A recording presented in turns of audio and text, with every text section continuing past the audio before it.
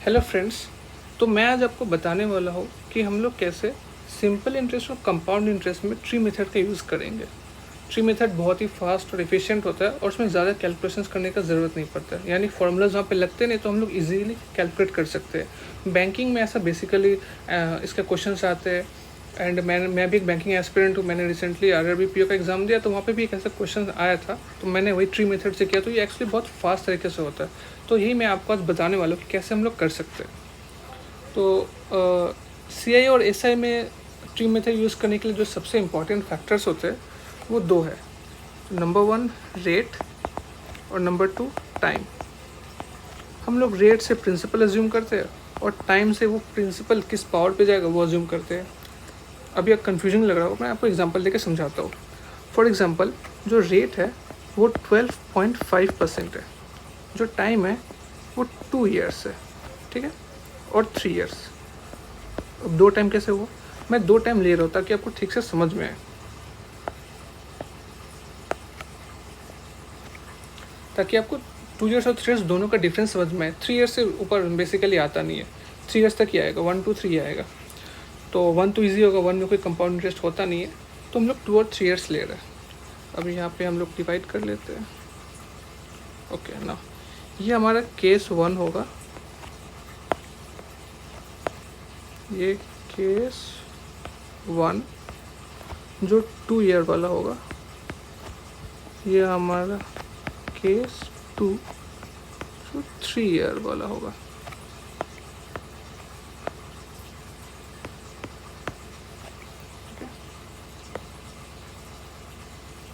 ना अब ट्री बनाना स्टार्ट करते हैं। तो ट्री बनाने के लिए हमें सबसे इम्पोर्टेंट चीज़ ये देखना है कि हमारा जो रेट दिया गया है वो अगर फ्रैक्शन में है तो नो प्रॉब्लम, अगर परसेंटेज में तो उसे फ्रैक्शन में कन्वर्ट करेंगे। यहाँ पे 12.5% दिया गया है तो उसे हम लोग लिख सकते हैं 1/8, इसका फ्रैक्शन वैल्यू होता है। अब जो डिनोमिनेटर होता है फ्रैक्शन का वो सबसे इम्पॉर्टेंट होता है, क्योंकि हम लोग उसी को पावर में डालते हैं। तो ये जो 8 दिया गया है, अब यहाँ पे टाइम 2 ईयर्स और 3 ईयर्स, और यहाँ पे डिनोमिनेटर में 8 है हमारा। तो फर्स्ट केस के लिए जो 8 है वो 8 टू द पावर 2 होगा, यानी 64, और ये हमारा प्रिंसिपल होगा। ये हमने अज्यूम कर लिया कि 64 हमारा प्रिंसिपल होगा। सेकेंड केस के लिए 8 टू द पावर 3 यानी 512, तो ये हमारा प्रिंसिपल हो गया, ठीक है।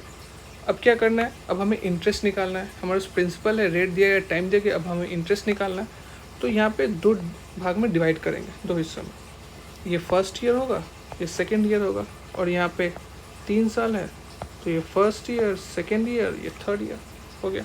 अब इंटरेस्ट निकालना है, तो सबसे पहले हम लोग सिंपल इंटरेस्ट निकालेंगे। तो सिंपल इंटरेस्ट प्रिंसिपल पे कैलकुलेट करते हैं हम लोग। तो रेट से हम लोग मल्टीप्लाई करेंगे प्रिंसिपल को, तो 1/8 इंटू 64 करेंगे तो हमारा यहाँ पे 8 आ जाएगा। ये हो गया हम लोग का पहला साल का प्रिंसिपल, पहला साल का इंटरेस्ट। और वैसे ही हम लोग यहाँ पे निकालेंगे केस 2 में। तो यहाँ पे 512 है, मल्टीप्लाई करेंगे, यहाँ पे 64 आएगा। ये निकल गया हम लोग का इंटरेस्ट। अब हमें दूसरे साल का इंटरेस्ट निकालना होगा, तो यहाँ पे फिर से 8 आएगा, क्योंकि सिंपल इंटरेस्ट तो हर एक साल सेम होता है। यहाँ पे भी 64 आएगा। अब सिंस पहले केस में दोनों सिंपल इंटरेस्ट निकल गया, तो अब हम कंपाउंड इंटरेस्ट निकालेंगे। अब कंपाउंड इंटरेस्ट क्या होता है? उसका मतलब होता है कि हम लोग के प्रीवियस में जितने भी इंटरेस्ट लिए गए हैं उस पर जो इंटरेस्ट लगता है उसे हम लोग कंपाउंड इंटरेस्ट बोलते हैं, यानी जो सक्सेसिव इंक्रीज होता है इंटरेस्ट में वो होता है कंपाउंड इंटरेस्ट। अब यहाँ पे 8 है, पहला साल का इंटरेस्ट, उस पर हम लोग रेट को अप्लाई करेंगे, मल्टीप्लाई करेंगे, तो हमारा कितना आएगा? 1 आएगा, और वो हो जाएगा हम लोग का दूसरे साल का कंपाउंड इंटरेस्ट। हम लोग केस 2 में यही करेंगे। यहाँ पे हम लोग 1/8 से मल्टीप्लाई करेंगे तो ये हम लोग का 8 आ जाएगा। ये हम लोग का होगा दूसरे साल का कंपाउंड इंटरेस्ट। अब यहाँ पे जो सबसे इंपॉर्टेंट चीज़ है केस 1 में, वो मैं आपको ये बताना चाहता हूँ कि जो पहला लाइन है वो होता है सिंपल इंटरेस्ट, टोटल पहला ईयर और दूसरे मिला के।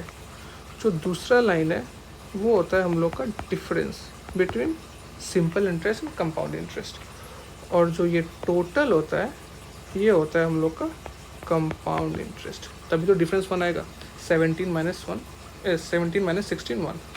तो जो पहला लाइन होता है वो सिंपल इंटरेस्ट, जो टोटल होता है हमारा वो होता है कंपाउंड इंटरेस्ट, और जो सेकेंड लाइन में होता है वो होता है हम लोग का डिफरेंस जो होता है। अब नाउ केस 2 पे आते हैं। अब केस 2 में क्या हो गया? हम लोग का थर्ड ईयर बाकी है। अब थर्ड ईयर में देखा जाए तो पहला जो इंटरेस्ट होगा वो प्रिंसिपल के ऊपर कैलकुलेट होता है, तो वो ऑफकोर्स 64 होगा। ये हो गया। अब क्या है कि अब हम लोग देखेंगे थर्ड ईयर के हिसाब से कि हम लोग के पिछले साल, पिछले कितना भी हो सकते हैं, यहाँ पे हम लोग का of course first year second year दिया गया, पर पीछे कितने भी साल हो सकता है। तो हम लोग का पीछे जितना भी इंटरेस्ट होगा उस सब पे हम लोग का कंपाउंड इंटरेस्ट कैलकुलेट होगा।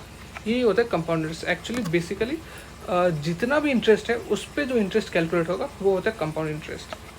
तो यहाँ पे पिछले हम लोग देख सकते हैं कि 3 इंटरेस्ट हम लोग के पास है, फर्स्ट ईयर और सेकेंड ईयर मिला के 3 इंटरेस्ट हम लोग के पास है। तो इन तीनों पे अप्लाई होगा। तो सबसे पहले इस पे अप्लाई होगा, तो इसके ऊपर अगर 1/8 हम लोग करें तो यहाँ पे हम लोग का 8 आएगा। अब इस पे होगा, इस पे अप्लाई करें तो हम लोग का फिर से 8 आएगा, और इस पे अप्लाई करें तो फिर से हम लोग का 1 आएगा। ये ऐसे होगा। तो ये हम लोग का बेसिकली एक ट्री बन गया।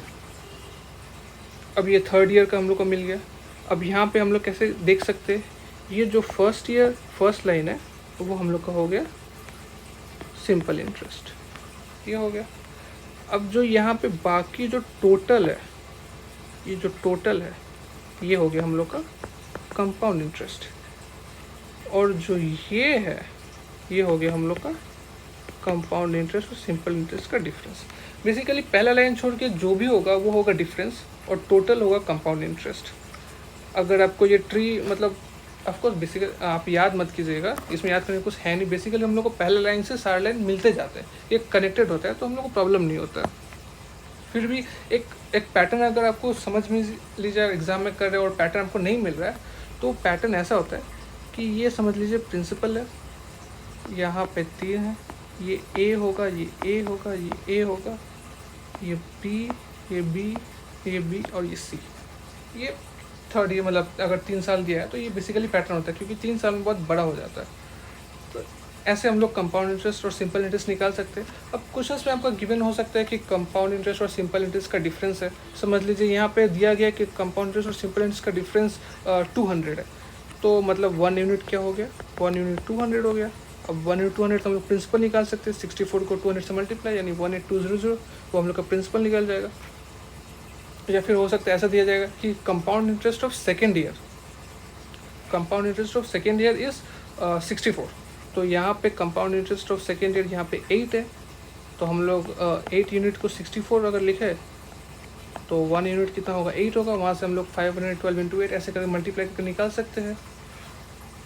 तो कंपाउंड इंटरेस्ट और सिंपल इंटरेस्ट जब निकल जाए इस ट्री मेथड से, उसके बाद क्वेश्चन में जो भी दिया गया हम लोग उसको आराम से निकाल सकते हैं। तो बेसिकली यही होता है कंपाउंड इंटरेस्ट और सिंपल इंटरेस्ट में ट्री मेथड का इम्प्लीमेंट। ये बहुत फास्ट होता है, कोई फॉर्मूला इसमें याद करने का है नहीं, बेसिकली आपको एक बार ये लॉजिक समझ लेना है। सो बस यही था। Thank you.